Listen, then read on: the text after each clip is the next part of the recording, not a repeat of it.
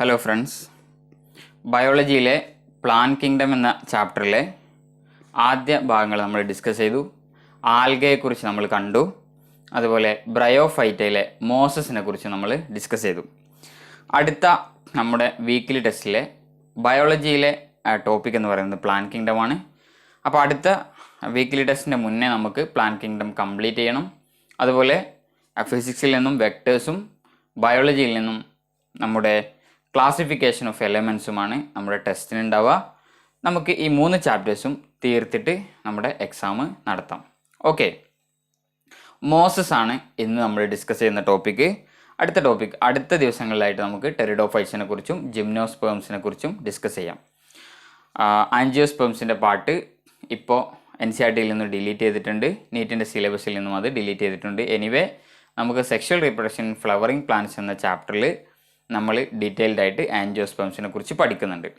Okay, അപ്പോൾ മോസസിനെ കുറിച്ചാണ് ഇന്ന് നമ്മൾ ഡിസ്കസ് ചെയ്യുന്നത്.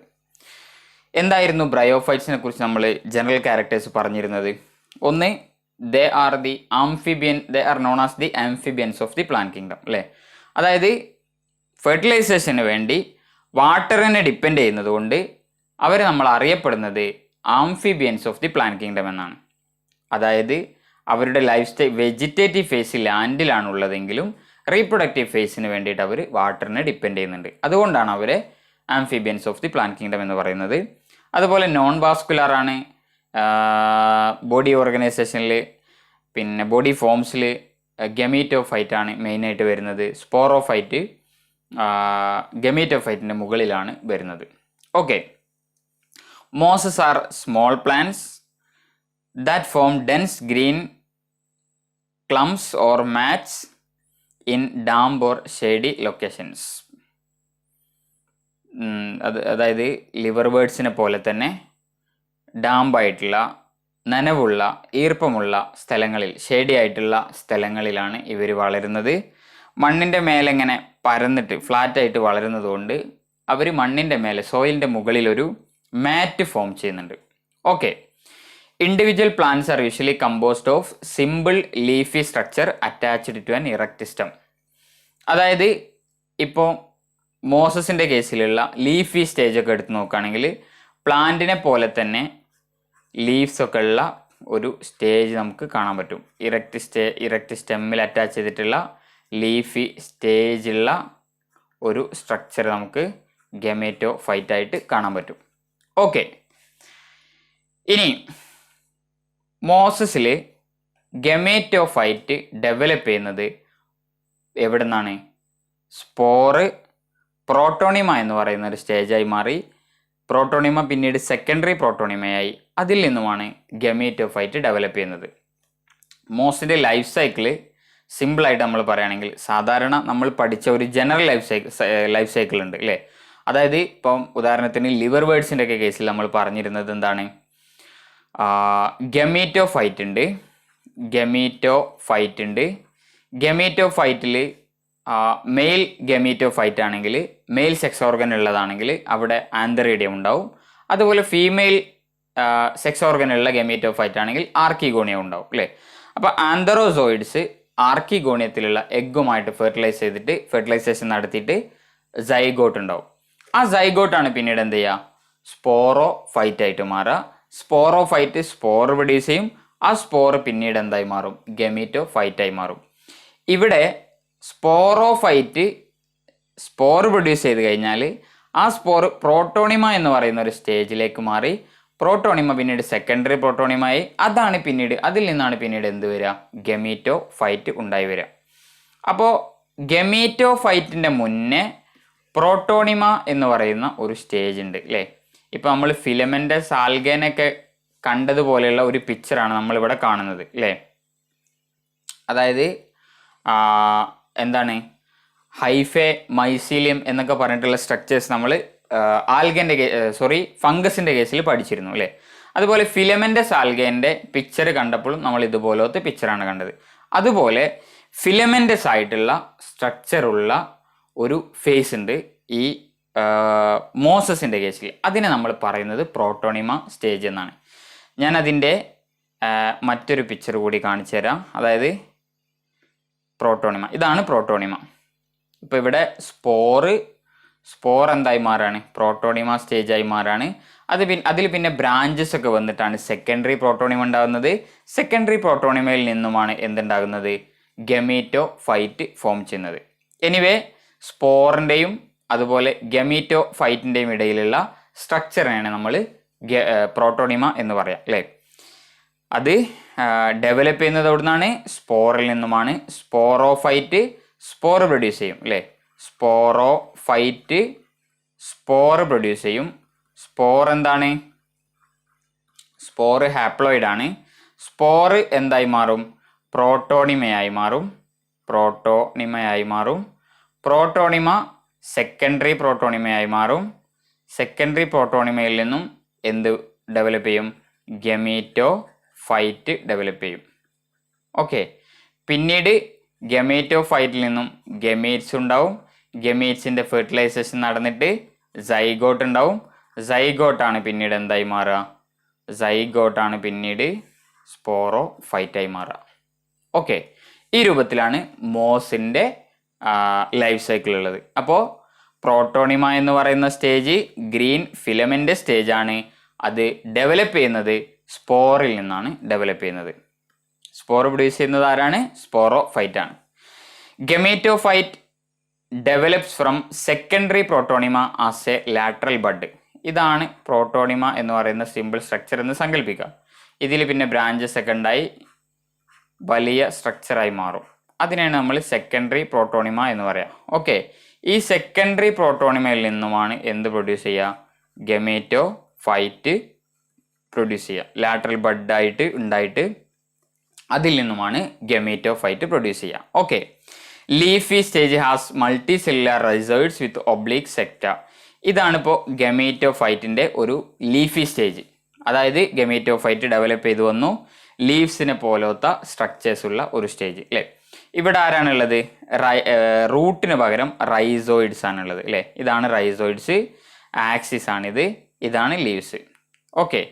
അപ്പോൾ ഇവിടെ ഈ നമ്മൾ ഈ പിക്ചറിൽ കാണുന്ന ഈ പിക്ചറിൽ താഴെ ഭാഗത്തുള്ളത് ഗമീറ്റോ ഫൈറ്റും മുകളിലുള്ളത് സ്പോറോ ഫൈറ്റുമാണ്.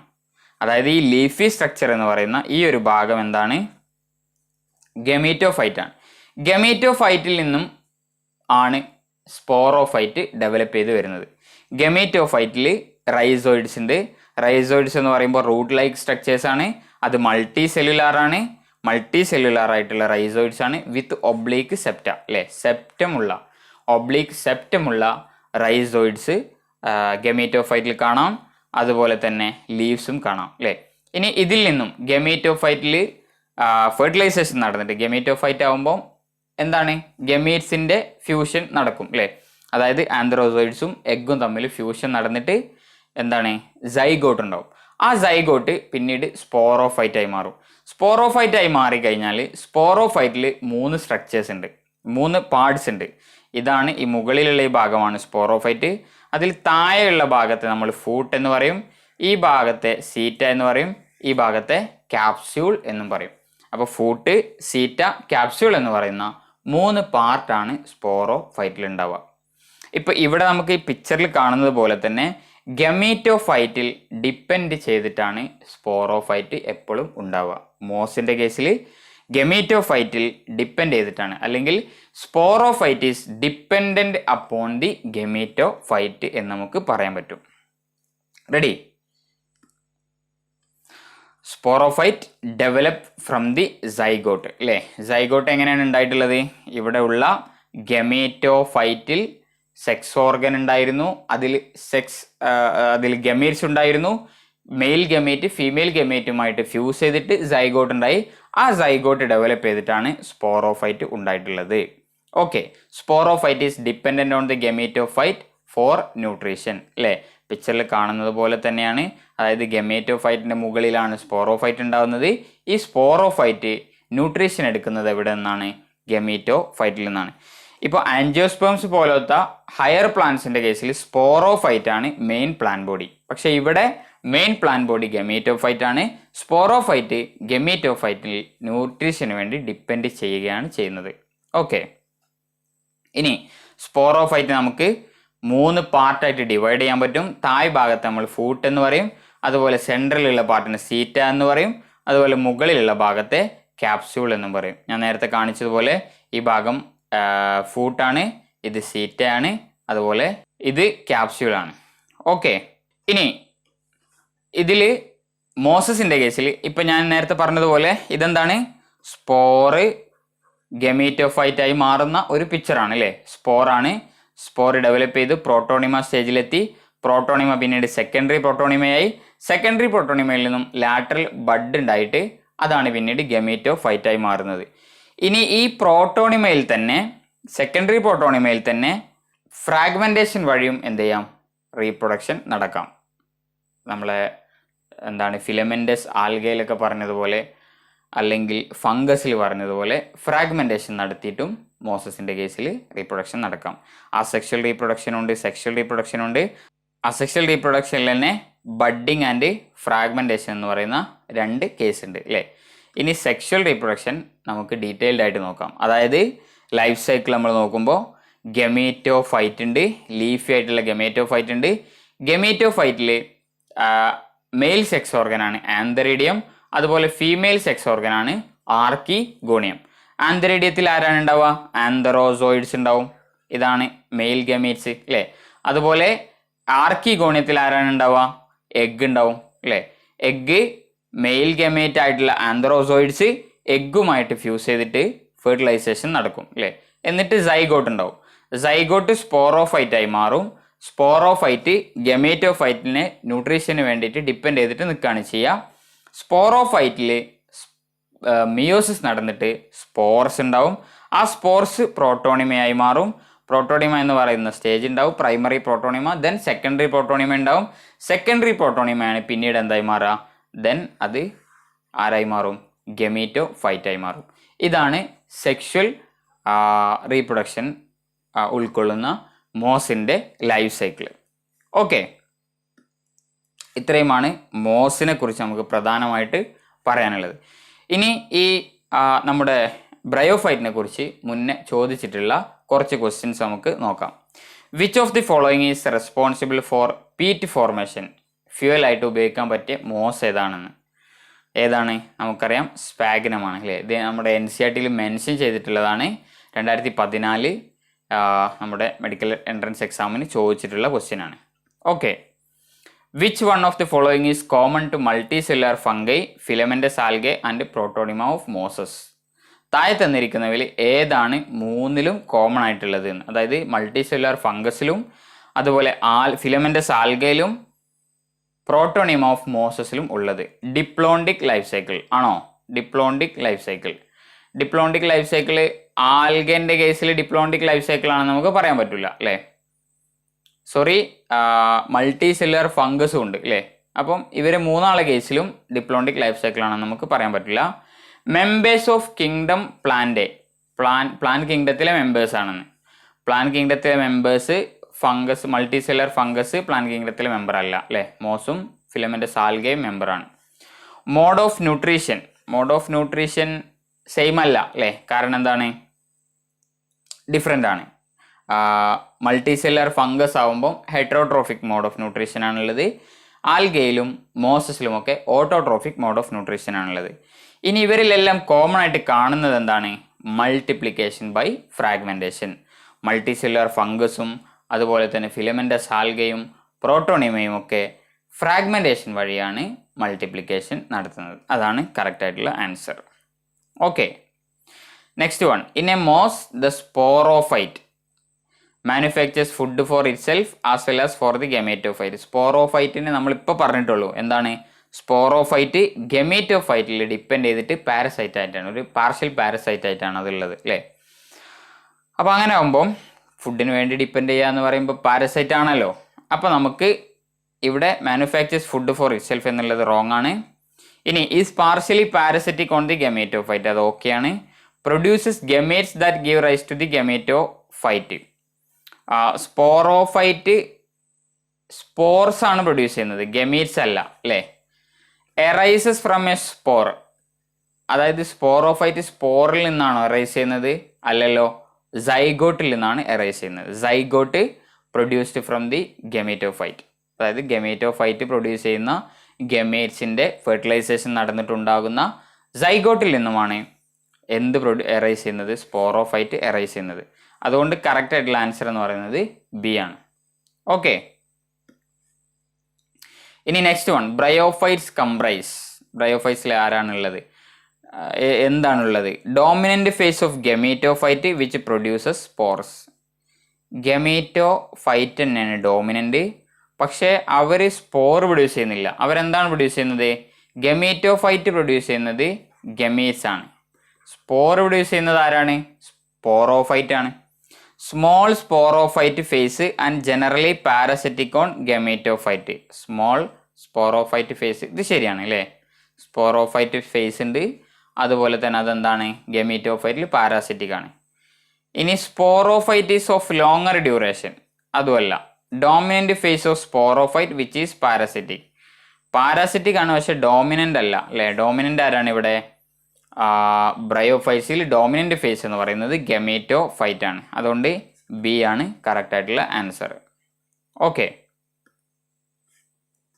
Next one, bryophytes are dependent on water because. എന്തിനാണ് വാട്ടറിനെ ഡിപ്പെൻഡ് ചെയ്യുന്നത് ബ്രയോഫൈറ്റ്സ്? അതായത് ഫെർട്ടിലൈസേഷന് വേണ്ടിയിട്ടാണ്, അതല്ലെങ്കിൽ സ്പേംസിന് വെള്ളത്തിലൂടെ സ്വിം ചെയ്തിട്ട് വേണം നമ്മുടെ ആർക്കിഗോണിയത്തിലുള്ള എഗ്ഗിലേക്ക് എത്താൻ.